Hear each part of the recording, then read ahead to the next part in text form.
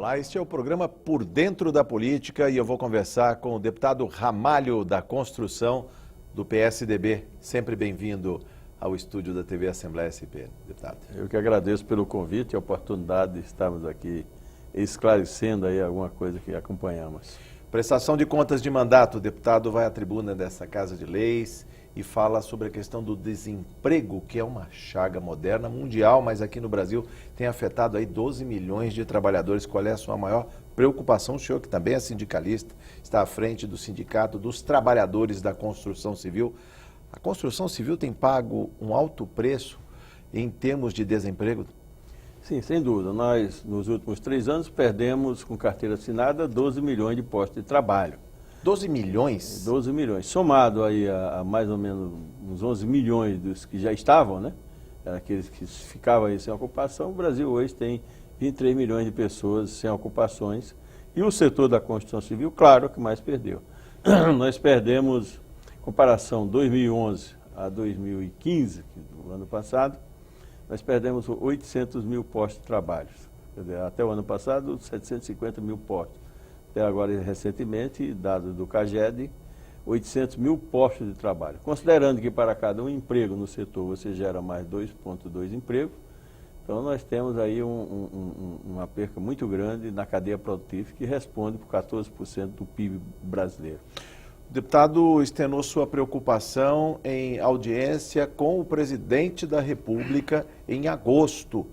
Deputado, o que o senhor disse para o presidente Temer naquela oportunidade e como a construção civil pode alavancar o desenvolvimento brasileiro, recolocar o país nos trilhos? Claro, nós fomos uma audiência com quase 1.000 empresários, né, e 200 e poucos trabalhadores, que foi coordenado pelo presidente da CEBIC, é a Câmara Brasileira da Indústria da Construção Civil, e nós tivemos 2 oradores que discussamos lá direto com o presidente, junto com ele, que foi o José Carlos Martins e eu representando os trabalhadores. Eu disse para o presidente que a construção civil é o único caminho para a geração de emprego de imediato, emprego e renda de imediato.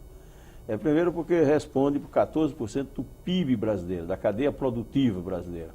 Nós somos 187 indústrias na construção, mas as que mais geram emprego são 117 indústrias da construção.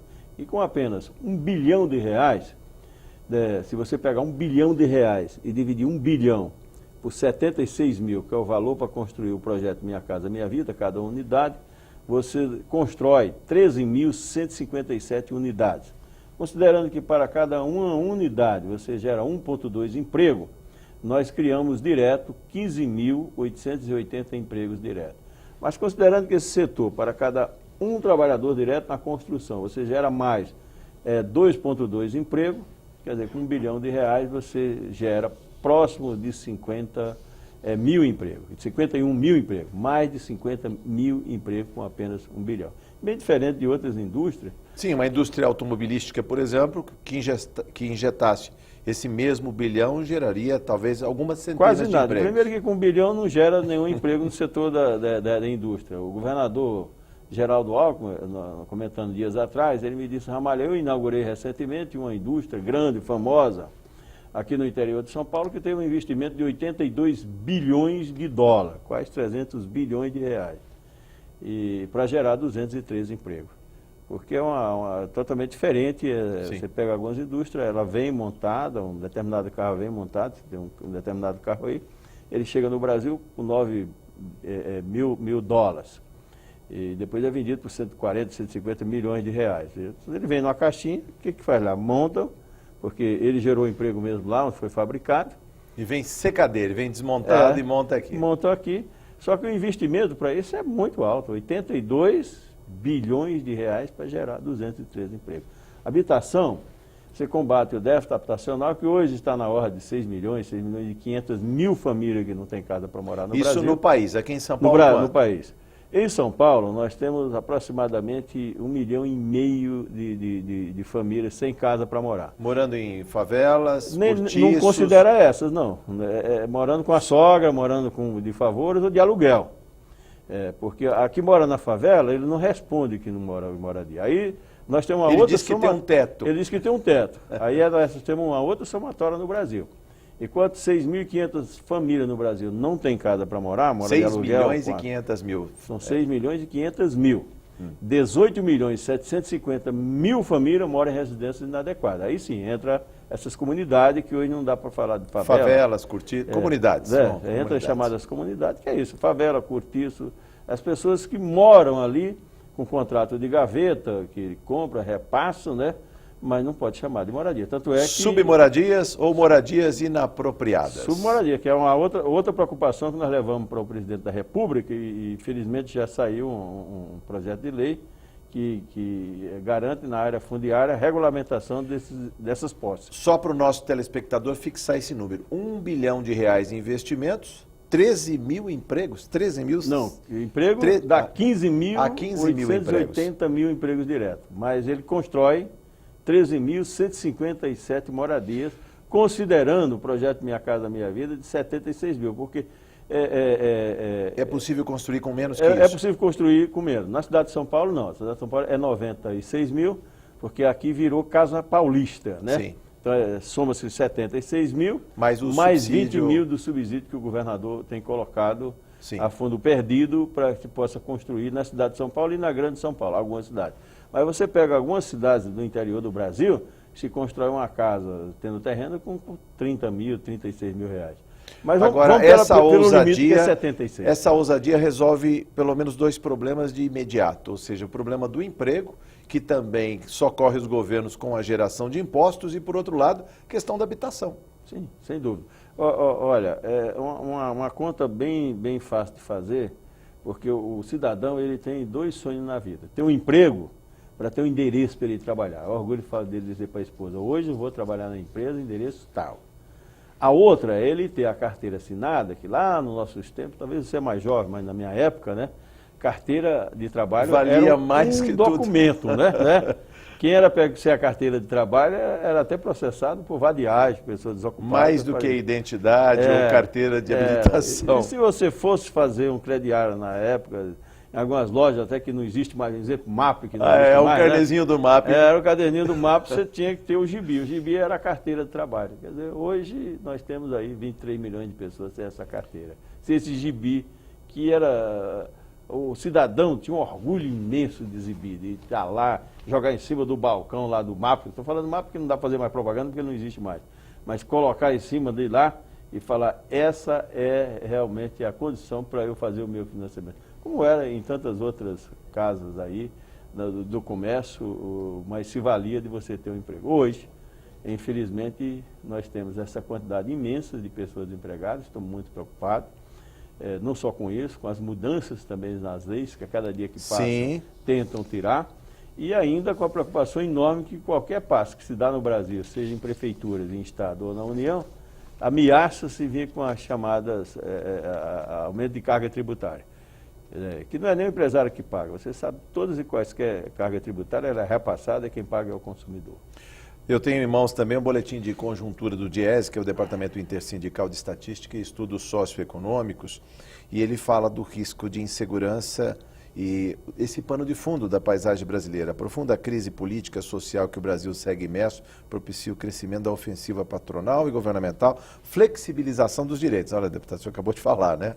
E amplia o desafio colocado para o movimento sindical. Formular, em contexto de democracia plena, uma saída para essa situação. A gente vai falar da saída, pelo menos uma proposta que vem do deputado Ramalho da Construção. Além da falta de interesse do mercado imobiliário pela construção de novas moradias, haja vista que existe essa crise aí em tela, há também a conjuntura da Operação Lava Jato, que foi um duro golpe nas empreiteiras, que também empregam e empregavam mais ainda, né, deputado, tempos atrás. Eu defendi muito ali a lei de leniência que não conseguimos, que era pôr o cara com o CPF na cadeia e proteger o CNPJ. Porque entende que a empresa não é só do cidadão que comanda a bandalheira toda, como vinham comandando, e muitos ainda pretendem comandar, em especial a empreiteira do setor de construção. E isso foi um baque enorme, pararam as grandes empresas, usinas elétricas, o próprio Rio São Francisco, sim, e agora está faltando muita transposição do Rio São Francisco, meu estado da Paraíba. Grandes rodovias, ferrovias que estavam aí com projetos. Tudo pararam, emperraram tudo isso aí. É claro que em todas isso aí existia aí o chamado Lava Jato mesmo, o desvio de dinheiro, que acho que os responsáveis por isso precisavam ir para a cadeia, mas tudo isso foi feito sem pensar também no desemprego que aconteceu, mesmo porque o Brasil ele é de uma insegurança jurídica imensa. Pô. O pessoal vai muito na lei, pouco importa se o cara vai passar fome, se vai perder emprego. Tudo bem, é um erro da lei, é um erro da lei. O senhor defende que haja culpa do gestor, ou seja, quando o senhor Sim. falou CPF, é o gestor que está à frente do negócio e não a empresa. Não a empresa, não o CNPJ, porque a empresa não é só o dono, um desses determinados estão presos, não é só ele que é responsável. Ali você tem o fornecedor, você tem o cliente, você tem os trabalhadores, tem o passivo trabalhista, tudo faz parte da conjuntura da empresa. O cara tem todos os poderes, porque dependendo do número de ações ele manda e desmanda, ele que contrata a obra, ele que faz o que quer do dinheiro, mas parte daquilo, por exemplo, quase 40% é carga tributária do governo. Se o cara está devendo INSS, está devendo outras coisas, fundo de garantia, férias, o tempo que está lá, são dos trabalhadores. Os fornecedores, o cara para que ele compra gráfica, material de construção, carro, automóvel, peça, oficina, informática, toda a estrutura, numa determinada empresa, ela é a contratante e todas as contratadas têm um passivo que com essa empresa, de qualquer forma, quando você mexe nessa estrutura, vai na cadeia como um todo. Então, afeta os 14% do PIB brasileiro quando tem uma coisa mal administrada, um mau gestor, e até agora, é lamentável, porque até agora parece que a gente só está vendo mais. Agora que estamos vendo alguns políticos indo para a cadeia, porque só iam os donos das empresas, né? Sim. Né? Agora, e é uma correia de transmissão, né? Pois é, né? Nós estamos vendo agora pouquíssimo político que começa para a cadeia. Começou lá no Rio de Janeiro, já tem pelo menos 2 ex-governadores presos, né? Agora, a gente não era muito dependente da indústria do petróleo, no caso, a Petrobras, ou seja, o PIB muito diretamente ligado à indústria do petróleo, ao pré-sal em especial, coisa que não se realiza, ou seja, antes de tirar a riqueza do subsolo, ela não se transforma em prédio, em casa, em emprego. Não, tudo isso, a cadeia produtiva está vinculada em cima disso. O pré-sal é uma coisa para o futuro, eu até acho que daqui a 20 anos começamos a ter resultado no pré-sal. Até porque perfurar tudo aquilo para chegar lá onde tem óleo, não é um custo imenso. Mas, de qualquer forma, a gente vê, e as propagandas estão aí com o nosso país vizinho, a Venezuela, né? Sim. Enquanto aqui 1 litro de gasolina custa uma fortuna, os caras atravessam a fronteira ali para comprar por centavo o litro de gasolina. Então tem... Mas aquilo também não é real, deputado. Ou seja, embora se pague menos pela gasolina que brota ali na Venezuela, que é uma das maiores reservas do planeta, ainda assim não há uma realidade em termos de custo, né? Ali, na verdade, estão repassando o que seria do tesouro para a população. De qualquer forma, o nosso ouro preto, né, o ouro negro, que é o petróleo, né? E que foi tanto defendido pelo nosso saudoso Getúlio Vargas, né? Sim. E que tanta gente defendeu a Petrobras, tem orgulho da Petrobras, hoje a Petrobras é uma empresa falida. Eu acho que eu já falei em um outro programa. Sim. Que o deputado Paulinho, ele na época pegou o fundo de garantia dele para comprar ações da Petrobras. E se esnobava, que ele falava. Na época ele quis fazer isso, Paulinho, eu estou perto de aposentar, não vou comprar ação nenhuma, porque eu vou receber o fundo de garantia daqui a uns dias. De fato eu recebi. E ele tirava um barato. Quanto você tem de fundo de garantia? Tenho tanto. Eu apliquei tanto, tenho tanto. Tinha multiplicado por 100 vezes. Sim. Mas agora eu falo, Paulinho, o teu fundo, como é que está, né? Não vale mais nada, né? É uma ousadia também. Agora, deputado, o que falar em termos de perspectivas da construção civil?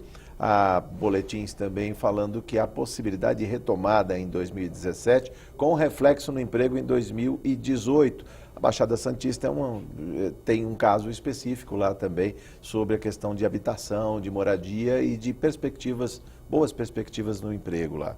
Ou é muito sazonal, muito localizado? Não, nós temos uma expectativa de voltar a começar a crescer. Mesmo porque todos os projetos aprovados em prefeituras, eles valem por 2 anos. Mesmo assim, você precisa renovar o alvará a cada 1 ano, né? Sim. E se não iniciar a obra, para você ter o poder de renovar o alvará, você perde o projeto aprovado. Então, você precisa começar a obra. O que a gente observa é que a obra que devia começar com 300 homens está começando com 10, com 12. Quer dizer, está mais lento. Começa para não perder o documento. Só começa para garantir aquilo lá. Sim. Mas, de qualquer forma, eu tenho recebido algumas razoáveis coisa positiva. Porque o ano passado nós tivemos 41% dos distratos, né? Sim. Esse ano se vendeu muito pouco, mas os distratos são menos, né? Explica para o nosso telespectador que vem a ser o distrato. É aquele comprador que adquire um imóvel na planta, ele faz um contrato, aí depois ele não pode pagar as prestações e ele vai, procura a construtora e faz o distrato, é isso? Faz o distrato. Você vai lá, assina um contrato, comprou o imóvel, né? Começa a pagar as parcelas da planta, que geralmente são pequenas parcelas, mas tem as semestrais a cada 6 meses. Anuais. As anuais e aí por diante, né? E aí ele faz esse compromisso, depois ele, com medo de perder o emprego, vai lá e ele desfaz do negócio e faz o distrato, que é uma coisa até que eu acho errada, precisa garantir um pouco nisso, porque quando ele faz esse distrato, ele tem direito de receber uma parcela só daquilo. Ele não recebe integralmente o que pagou. Ele não recebe integralmente. Por exemplo, a parcela do corretor ele não recebe. Mas a construtora tem um prejuízo maior ainda quando ele faz um distrato desse. Porque ele investiu ali no solo, investiu em arquitetura, ele investiu, infelizmente, na bandidagem que existe nos municípios, que é da maioria das prefeituras, que se você não paga o propinoduto, o projeto não sai. Né? Então ele gastou com esta e não tem nem muito como justificar. Se ele vai fazer direito, ele espera 4 anos para aprovar o projeto. Se ele tem que ir pelos caminhos mais curtos, né, ele pega os atalhos. Só que os atalhos custam a corrupção, que a cada dia se prende um fiscal aqui, outra aí, mas continua fazendo. Quer dizer, não muda, é um vício danado. Uma cultura no país, deputado. Pega uma lei mais forte e uns estados maiores do que o Corinthians aí para colocar bandido dessa natureza. Porque nem tem razão, porque a maioria desses autores fiscais, eles ganham aí na ordem dos seus 25, 30 mil reais, porque vem calculando isso tudo. Mas o cara não fica nem vermelho para pedir essas propinas no dia a dia e não tem polícia que acompanhe isso aí, que dê tempo, até porque são muito mesmo. E muita gente prefere dar mesmo propina no duto para ter seu projeto aprovado rápido. E isso se perde quando se tem o distrato, o abandono da compra daquela unidade. Ele perde, o investidor perde, a construtora perde, que fez todo o empreendimento de investimento, o que comprou perde a taxa lá dos 6, acho que é 6,5%. 6% de corretagem. corretagem. Deputado, vamos falar desse ambicioso plano que o senhor trouxe e eu gostaria que o senhor detalhasse alguns fundamentos dessa proposta que trata da questão da construção civil, que é a caravana da construção civil, a solução para o Brasil, é isso? Nós chamamos isso porque esse dinheiro já existe. Isso foi reflexo daquela audiência com o presidente da República no dia 11 de agosto, que nós tivemos com os empresários, e os empresários que esteve lá não só foi da construção, entre lá estava o Claudio Krons, que é o presidente da ANAMACO, que é responsável por mais ou menos 50 mil depósitos de material em todo o Brasil, e foi criado aí um financiamento que você tem entre 5 mil e 30 mil reais para financiar a reforma. Quer dizer, se for até 5 mil reais, ela vai direto, você só precisa do cartão de crédito. Sim. O mais importante disso tudo é que a gente possa estar trabalhando em projetos com as prefeituras, que é isso que nós estamos fazendo. É um projeto barato, você constrói até casas melhores do que o projeto Minha Casa Minha Vida, que dá para fazer em cima disso tudo. O que nós precisamos tirar? Tirar do meio aí a burocracia, que é a dificuldade que muitas prefeituras colocam para você aprovar um projeto. Eu tenho conversado, já chega perto de 40 prefeituras que estão dispostas a abraçar o projeto. Nós já conversamos também com o Bruno Araújo, que é o ministro das cidades, porque o dinheiro está lá. Sim. E o governador de São Paulo, que essa semana nós vamos ter mais uma conversa com ele para ampliar, que está também encantado com esse projeto, porque isso não precisa de nenhum dinheiro, o dinheiro está lá. E eu mostro aqui, ó, público-alvo a quem se destina, é a minha pergunta, deputado. Pois é. Famílias que precisam reformar as casas, ampliar as casas, quem já tem terreno, só não tem o dinheiro para construir, famílias que desejam sair do aluguel e podem pagar a prestação, e famílias de baixa renda que precisam de uma casa para morar. Uma casa para morar. E você vai ver mais para frente nesse projeto, tudo com pouco dinheiro. Como tem sido o diálogo com os novos gestores, os prefeitos recentemente eleitos, que vão tomar posse dia 1º de janeiro? Olha, boa parte estão bastante entusiasmados. Uns para conhecer melhor, porque alguns vão virar prefeito. Eles sabem que eles vão receber uma herança na prefeitura não muito saudável, com dívida para pagar. Cofres vazios, dívidas. Né? E aí nós estamos dando uma solução para o prefeito, que ele vai movimentar a economia da cidade dele sem usar um centavo da prefeitura. Sim. Só precisa facilitar a burocracia. Sim. Quer dizer, nós vamos ajudar ele a construir e inaugurar obras que ele não põe dinheiro público dele, porque o dinheiro está lá, é do governo Sim. federal. Nós vamos gerar emprego, nós vamos movimentar a economia, vamos gerar imposto na cidade. E ele vai ter pelo menos aí uma bala para passar na boca do povo, porque o que ele vai dizer, povo? Recebi uma prefeitura zerada, ou recebi uma prefeitura com X de dinheiro, mas eu preciso de X mais Y para pagar o 13º, para pagar as dívidas. E nós estamos dando uma solução de um projeto, que o dinheiro está lá. Isso o presidente da República facilitou. O Bruno Araújo acabou com o estelionato que tinha no passado, pagou todo mundo e reduziu o projeto Minha Casa Minha Vida para o tamanho que ela pode andar. E encontramos os caminhos facilitados nós pelo governo federal para você atuar em tudo isso que foi mostrado. O senhor falou muito da burocracia, que é um duro golpe naquela família que tem parcos recursos e quer construir sua habitação. Quer dizer, essa seria, digamos, a primeira fase, né, de diálogo com os gestores municipais. Os gestores municipais é tirar essa burocracia, que eu abro aspas, é propinoduto mesmo. É projeto que vai para algum lugar e aí os caras ficam criando dificuldade para vender facilidade e é sempre desse sentido. O projeto fica engavetado, fica parado e nós temos um caso aí de ter 2, 3 anos em algumas prefeituras, porque quem quer construir não quer dar dinheiro, com toda a razão. Sim. E o prefeito que está lá, e a estrutura da prefeitura segura isso lá, que é uma coisa absurda, que nós vamos estar denunciando isso a cada dia. E como superar, deputado, aquela cultura dos cadastros que as prefeituras fazem? Parece que os novos gestores estão dispostos a dar uma virada na página disso. Sim. E fazer a coisa com transparência, com rapidez, como acontece em quaisquer país de primeiro mundo. Você pega aí uma Inglaterra, você pega Londres, não tem nada disso. Você entra no seu computador, apresenta o projeto, o próprio programa da prefeitura... Chancela, autoriza. Ela autoriza, não precisa de assinatura de ninguém. Aquilo é um programa que dá aquilo. O Sim. que a prefeitura vai fazer? Ela vai fiscalizar se você está cumprindo o projeto. Sim. Então aí ela pode até embargar a obra e o cara ser punido de uma forma que ele nunca mais vai construir. Porque ele saiu dos computadores um projeto totalmente aprovado. Quer dizer, ali mesmo o programa já diz as taxas que você tem que pagar, os recursos que você tem que fazer, o recolhimento que você tem que fazer. Mesmo porque se você não fizer o recolhimento... as guias, a pessoa vai lá e compra. Gera no computador, você não fala com ninguém. Você não fala com ela, vai gerando ali e você vai apertando um outro botão e ele vai pagando se você tem dinheiro na conta, né? Deputado. Agora no Brasil não, o Brasil é um monte de papel, você tem que falar com o Zé da Silva, o cara tem que avaliar, o cara tem que olhar o projetinho. Tem uma fortuna de alguém ganhando dinheiro. Não é o caso que vocês têm visto recentemente na imprensa do cara que ganha 13 mil reais, sei lá, para servir cafezinho.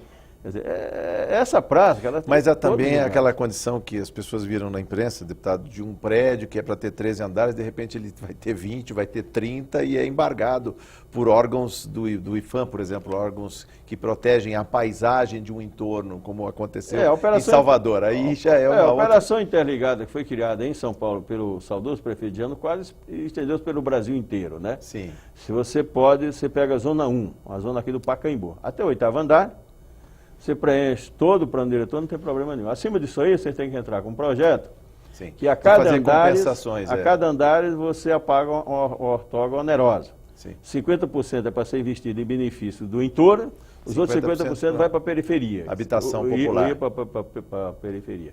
Mas, se alguém se sentir prejudicado, que tirou a visão, Sim. que aquilo afetou o imóvel, o cara entra na justiça e o próprio Ministério Público tem embargado esse tipo de obra, que eu acho que é uma coisa que tem que ser avaliado antes. E aí eu acho que entra sempre o grande propinoduto, porque se essa coisa foi feita com transparência, como acontece na Inglaterra, em outros lugares, não acontecia, não tinha um jeitinho. E 1 minuto para encerrar nossa conversa. Este projeto é uma oportunidade de diálogo entre os entes federados, governo municipal, estadual e federal, e o senhor está com muita disposição para correr as regiões do estado. Eu vi um mapa de São Paulo colorido aqui, o senhor está disposto a dialogar com os prefeitos? Não somente do estado de São Paulo, do Brasil. Esse projeto está sendo apresentado dia 25 para todos os senadores e pessoas do PSDB numa reunião do partido lá em Brasília. Quem vai fazer a apresentação é o consultor nosso e o senador José Aníbal, né? Sim. Que é também presidente do ITV e que achou TV importante... o Instituto Teotônio Vilela. Teotônio Vilela, né? E que achou, junto com o Bruno Araújo, importantíssimo estar levando esse conhecimento para todos os prefeitos. E outra coisa, não tem dono. Isso aqui esse é um projeto que esse é bem comunista, é esse mesmo. Qualquer construtora, desde que gericada pela Caixa, ela pode ir lá concorrer e fazer. Que a função nossa é só política. É só abrir as portas nas prefeituras para facilitar a vida de que se a construtora tiver registrada, gericada pela Caixa Econômica, ele vai lá e faz. Nós nem queremos saber o nome da construtora. O importante é gerar emprego e construir. Voltaremos ao tema. Muito obrigado por sua entrevista. Volte mais vezes, deputado. Eu que agradeço pelo convite e a oportunidade de estarmos debatendo um tema tão importante para a geração de emprego e renda nesse país. Sucesso. Eu conversei com o deputado Ramalho da Construção do PSDB. Você ficou por dentro da política. Muito obrigado por sua audiência.